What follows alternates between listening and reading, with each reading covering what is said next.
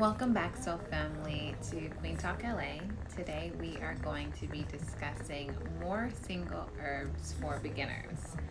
Today we are going to be talking about astragalus, and astragalus is a wonderful, wonderful herb that can be found almost in every single health food store. I find mine at Simply Wholesome. Sometimes I'll order online or I'll just go run down and fight traffic. Astragalus is going to be one of those herbs that are great for Cali natives because it's going to be good for our lungs, okay? So there's so much toxicity, unfortunately, within the city. There's cars that are driving, there's pollution in the air, and there's a lot of things that you can do if you live in the city to help to support your body.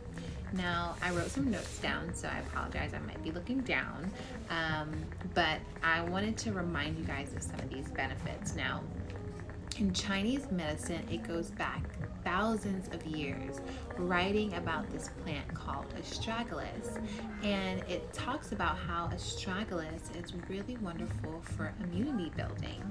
It has lots of recent appearances in energy drinks because it's going to be good for energy boosting, and it's going to give you tons of nutrients, so it's going to be great for pairing with maybe ginseng or a maca. For me, when I've done my research on astragalus, I found a lot about immunity building and enhancing your immunity, right? So there's a lot of different American studies that will share for those who might have gone through radiation or chemotherapy. They've been able to recover or have more of an energy boost when they include astragalus. You can find astragalus today in pill form. I know that there is also the tea form available, but sometimes you want to get a higher dosage of something, so the pills work very well. In Chinese medicine, you'll find that when they're fighting common colds, they'll encourage astragalus root to be consumed or to be boiled because of its nutritional value. It's known as an adaptogen.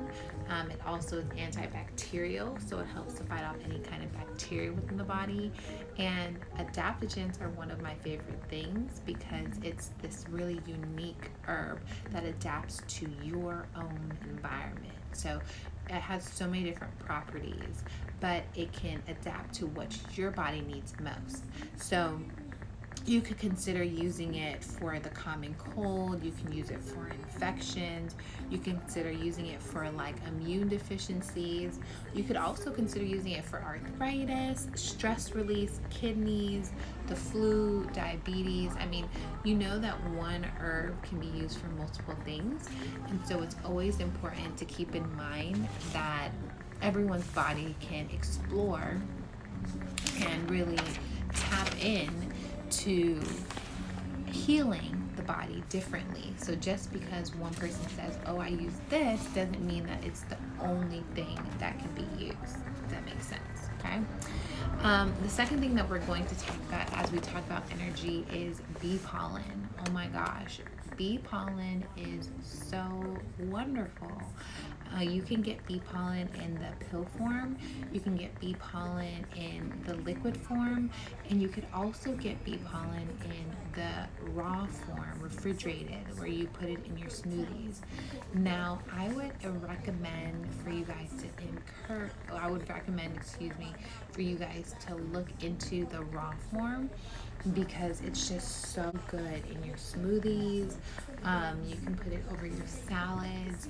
You can also mix it in with your teas. It breaks down really well. It just needs to be refrigerated. Bee pollen has 21 amino acids. It has enzymes in there. It has vitamins in there. Depending upon the region that you're getting it from, it has different kinds of minerals that boost your immune system, and it's going to not just give you energy, but it's also going to give your immune system energy. So there's different ways to feed the body. right? And one thing that you could consider doing is feeding the body energy so that it can continue to work at its optimal level. Now, because bee pollen is considered a complete food or a whole food, which means that it has all the building properties to keep your immune system strong, you could literally fast. People could consider fasting with bee pollen. I don't necessarily recommend doing that, but I do know that there are athletes and different people, and me personally, I've used bee pollen to give my body energy as I have been fasting. But since fasting and the idea around fasting is different for everybody, it's always important to find someone that you trust so you can talk to about your own personal journey to find the best way to reach your goals, right? Because this is all for educational purposes. I'm not prescribing or diagnosing, but I'm more or less sharing my experience and just general information about holistic and natural healing, right? So you can consider using bee pollen for anti-aging properties to help give your body that extra boost, your skin a really nice glow. You could also consider doing it for endurance. So a lot of athletes do it. Like, I wish when I was younger, I didn't feel so isolated for using natural alternatives. I remember when I was in high school, I used to use chlorophyll, and people used to be like, why are you doing that instead of drinking Gatorade? And now when I look back at it, I realize that I still should have stuck to my guns and not felt so isolated for trying to do natural things. If I would have done more natural things, I might have been able to avoid some of the injuries that I did experience. But then again, I might not be able to be here now sharing. So it all comes full cycle, but I definitely like to encourage for people to look into natural healing, especially if you are an athlete, if you're an athlete. So I hope that you guys have enjoyed this segment today, talking about bee pollen and also talking about astragalus. Thank you guys so much for tapping in today. We look forward to seeing you guys soon. If there's another herb that you would like to learn more about, please drop it below.